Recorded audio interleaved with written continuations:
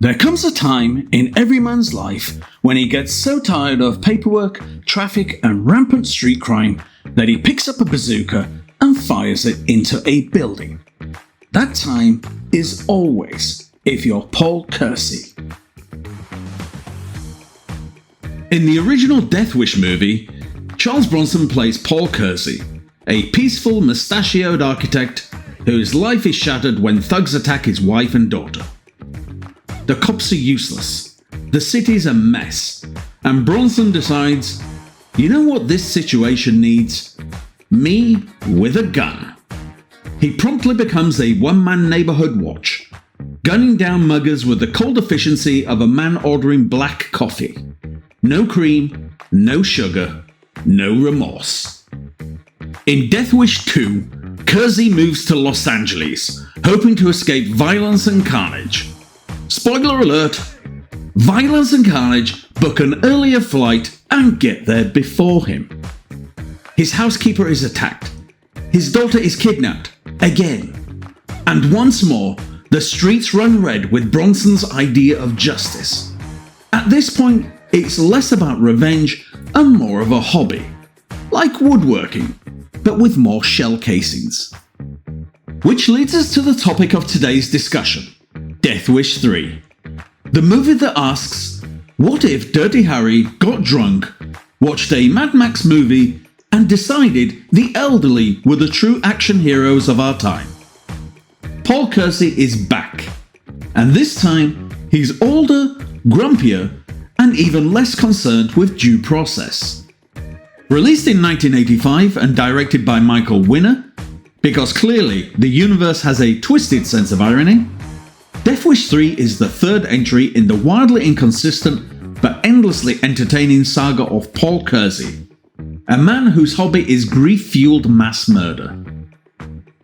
This movie isn't so much a sequel as it is an unhinged fever dream stitched together from Reagan-era fears, Cannon Films' budgetary creativity, and the unshakable belief that one man and a sock full of quarters can clean up New York City.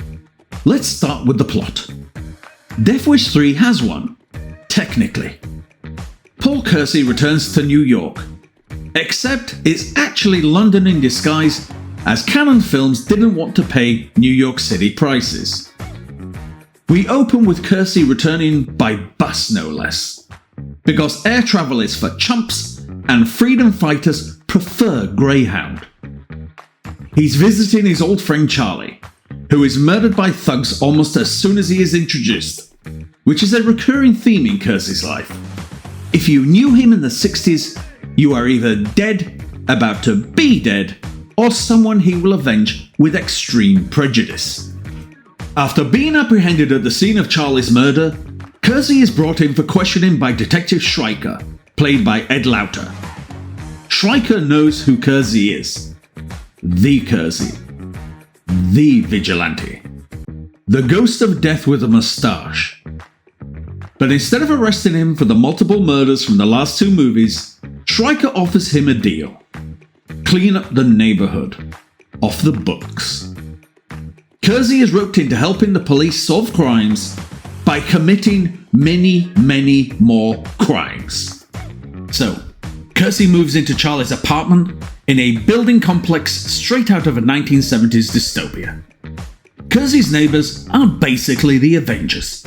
If the Avengers were all over 65, armed with soup cans, and perpetually one rent increase away from snapping.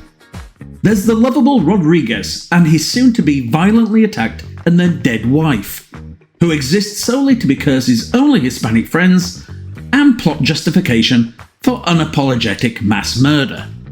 Then there's Benny, the cardigan-wearing war vet who's just one bad day away from mounting a machine gun to his walking frame. And let's not forget the old Jewish couple who take vigilante justice into their own hands with what I can only assume are reinforced knitting needles. You haven't lived until you've seen a sweet old couple uncontrollably laughing as punks are being unceremoniously slaughtered around them. Kersey starts rigging up booby traps like a murderous MacGyver on a senior discount, turning the rundown apartment building into the deadliest episode of DIY SOS you've ever seen.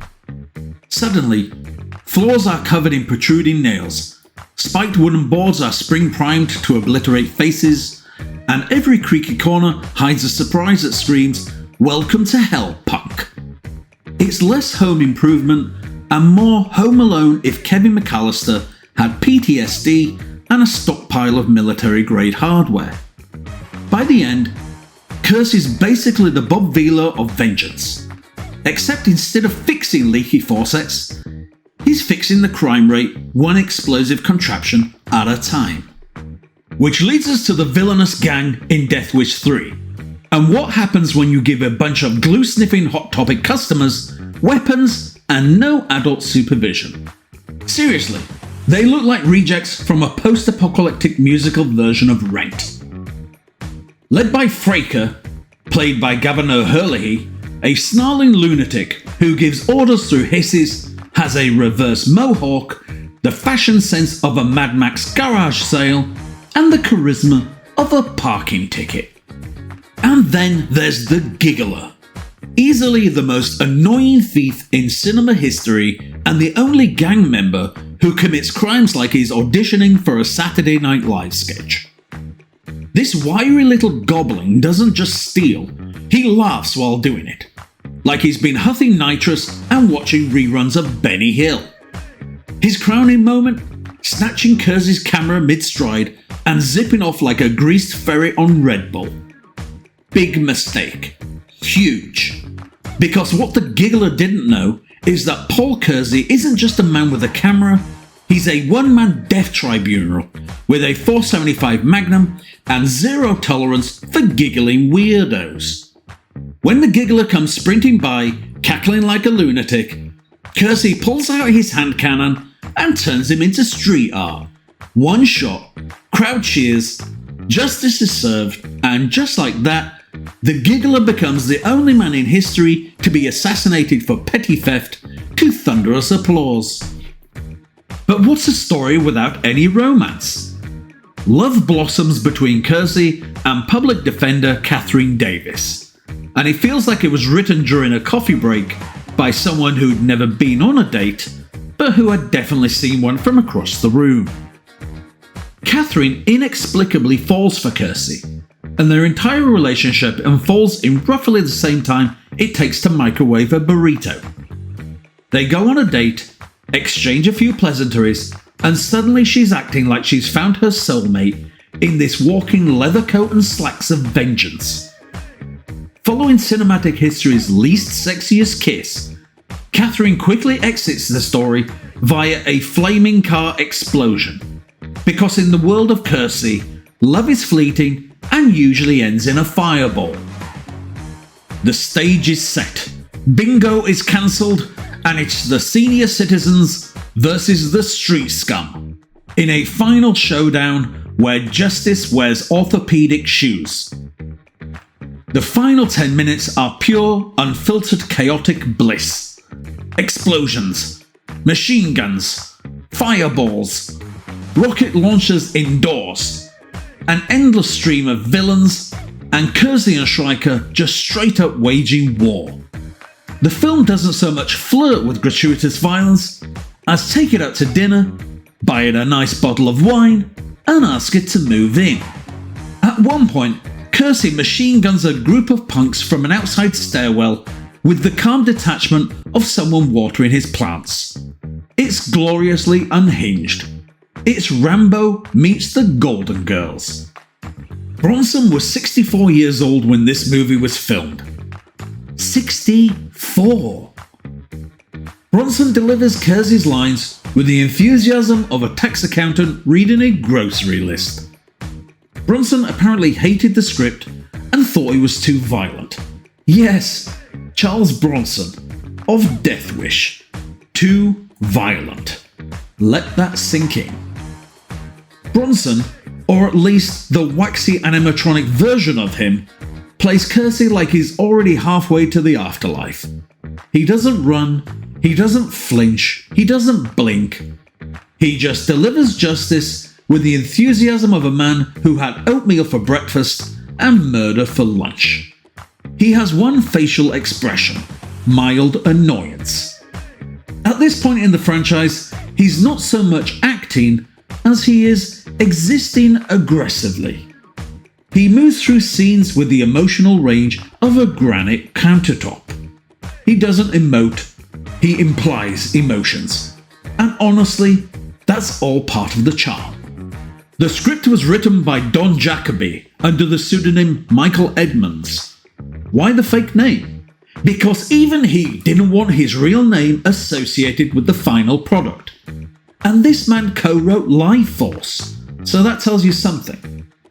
The dialogue feels like it was written by someone who once saw a cop show dubbed in Hungarian and decided to take notes. Watching Death Wish 3 feels like Michael Winner gave vague directions and told Bronson, "Just start shooting, darling, and we'll figure it out in post." Winner directs like a kid who found the violence setting on a video game and cranked it to 11. Everything explodes. Cars explode. Buildings explode. People explode. Logic explodes. In this universe, logic took a vacation and packed no return ticket. The movie doesn't trust institutions, logic, or subtlety. It believes one man with enough ammo and complete moral detachment can fix society. It's messy, violent, absurd, and completely divorced from reality. And that's what makes it perfect. Death Wish 3 is not a good movie by any conventional metric. It's barely a movie at all. The acting is wooden, the plot makes less sense than a flat earther TikTok video, and the soundtrack, scored by Jimmy Page, yes, that Jimmy Page, sounds like an electric guitar having an anxiety attack. But oh, it is so watchable. It's a perfect storm of bad taste, absurd action, and 80s paranoia. It's the kind of movie you watch with friends, drinks, and a sense of humour. It's Cannon Films' masterpiece, where excess isn't just encouraged, it's required. Bronson doesn't care. The movie doesn't care. And frankly, neither should you. Just sit back, enjoy the explosions, and marvel at how this film somehow makes The Purge look like a Ken Burns documentary. So, what's the final verdict? Death Wish 3 is a glorious mess. It's Charles Bronson in full grumpy vengeance mode, shooting first, second, and third. It's dumb, it's loud, it's deeply problematic, and yet it's also one of the most unintentionally entertaining action movies of the 80s. So go check out Death Wish 3. Not because it makes sense, but because it absolutely doesn't. Thanks for tuning in to Man vs. Movies taking on Death Wish 3. If you're still wondering whether this film is satire, sincere, or just the result of Charles Bronson having a bad week, don't worry. So are we. Until next time, keep your magnum loaded and remember, justice wears a cardigan.